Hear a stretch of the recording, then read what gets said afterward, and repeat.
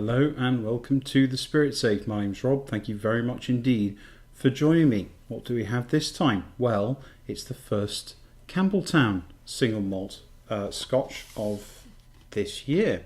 The Kilkerran 8-year-old Cask Strength. I've reviewed, it's from the Glengyle distillery in Campbeltown, which is owned by Mitchells, who also own the venerable Springbank distillery. This is a much younger distillery, or much more recently re-established, and it's basically next door to Springbank.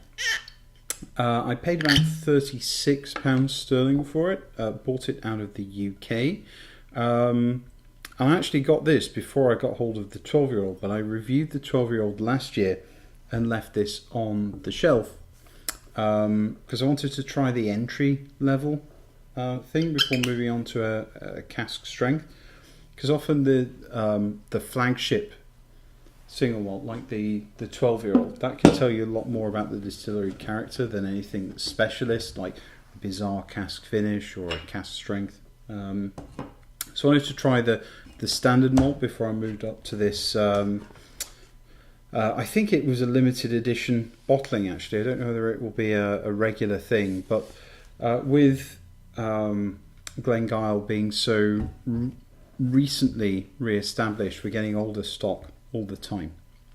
So about £36 sterling, bottled at 56.2% ABV, no chill filtration, no artificial colour, because Mitchells don't do that with any of their malts. Okay, be a quick one this time. I'm having to get on quickly, so just tell you what's on the nose, palate and finish.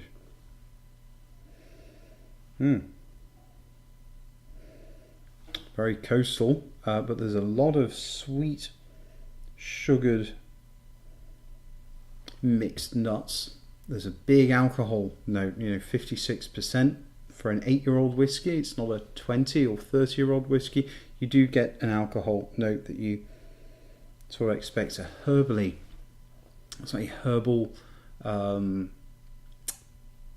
what's the word I'm looking for? Slightly vegetal malt note, vanilla, Werther's Original candies,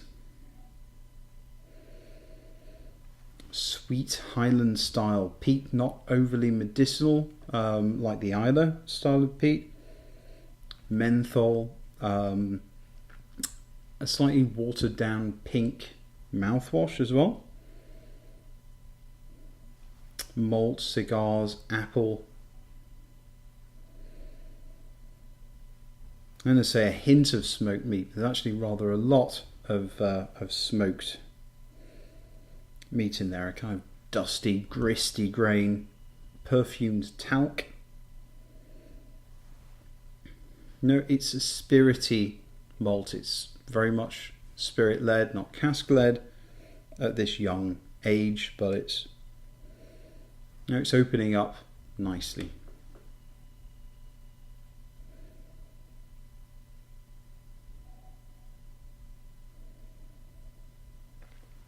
Into a kind of lemon drizzle cake, wet peach stones, which I get in a lot of Campbeltown whiskies and also the interesting Speyside whiskies as well. Wet peach stones.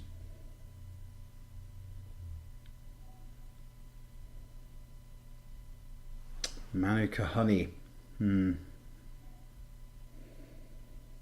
Licorice root and baked rhubarb. Baked apple and just a twist of lemon.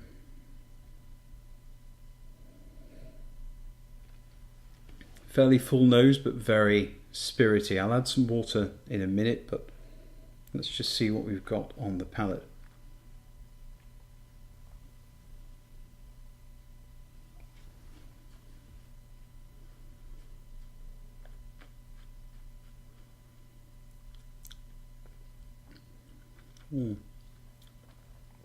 Lovely.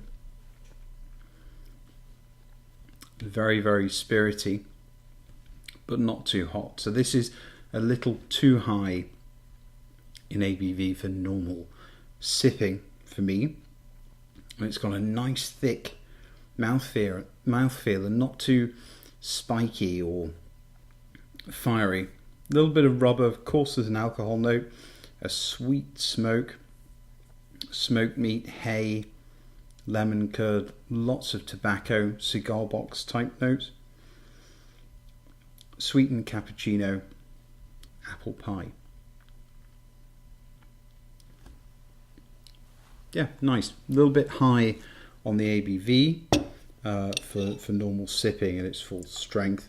So I'm just going to add 2 small teaspoons of water. And we'll see what this does for it. I really love the 12-year-old, by the way. That was one of my favourite whiskies of last year. And this so far doesn't disappoint.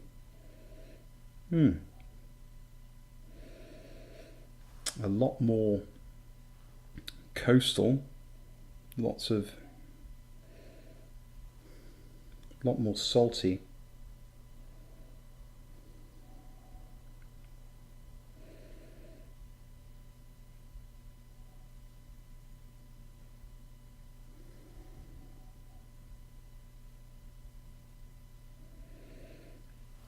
Sweet citrus has started to break through, a kind of perfumed soap.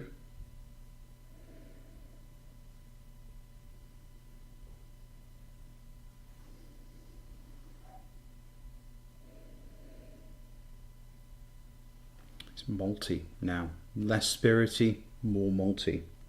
Barley sugar, a milky chai note starts to come to the fore, together with a weak peppermint tea. Actually not that weaker peppermint tea.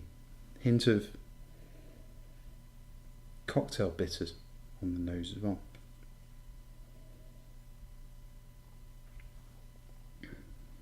So I think the water really does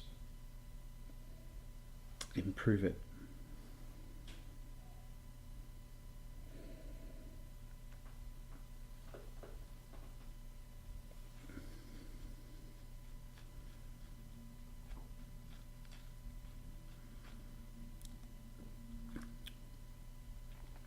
Much more palatable with a bit of water.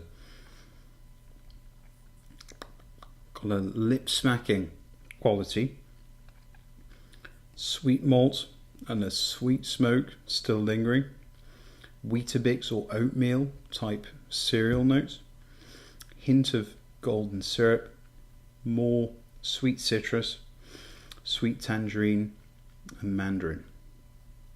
The finish is of green vegetal herbal notes, mildly sour. It has that lip smacking quality that continues onto the finish.